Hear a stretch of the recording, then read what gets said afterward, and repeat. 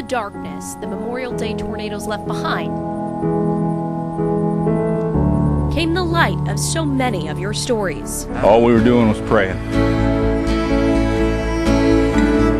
Stories of a community committed to rebuilding. And neighbors showing love to their neighbors. I have a really good support system with my family and my friends, so. They are survivor stories we learned walking the path of the storm.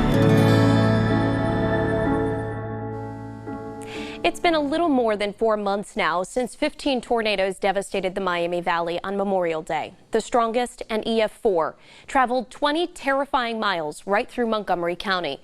Countless lives were forever changed that day. We know this firsthand because some of your neighbors told me and our partners at the Dayton Daily News as we walked the path of the storm.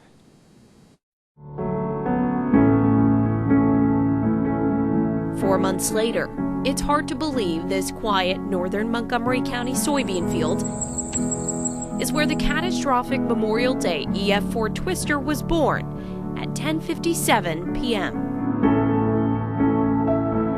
When you're talking about a very large, violent tornado on the ground. As I walk the start of what would grow into part of a 20-mile path with Dayton Daily News reporters Chris Stewart and Josh Sweigart, we came to Brookville's Terrace Park.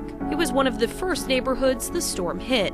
The lights flickered, and then they flickered again. Seconds before their walls came caving in, Kenzie Bonta's family rushed to take cover in the hallway. And then you hear this really loud, snap of all the power lines.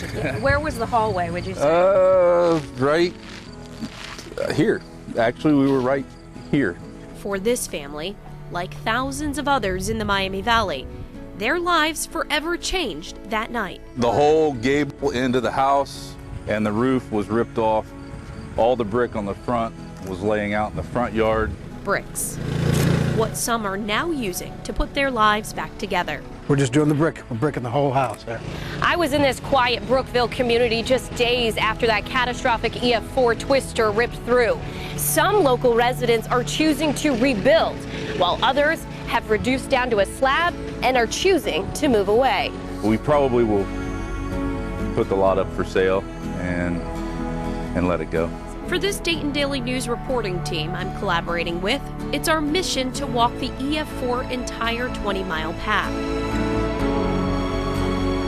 We want to tell the stories of the people who experienced the storm that night and what they went through, and also what the road to recovery looks like for them. Along the way, our team's goal is to learn from as many neighbors as possible, including Alexis.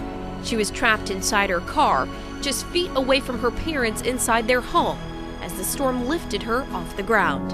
My aunt and uncles they've said that I was pretty lucky. Most people in the cars don't survive.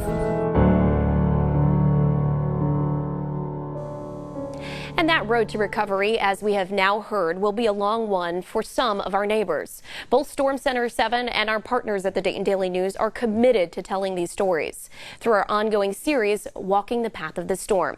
It continues in this Sunday's Dayton Daily News, including hearing from a family whose home was the first destroyed by the largest of the tornadoes and how their recovery is going.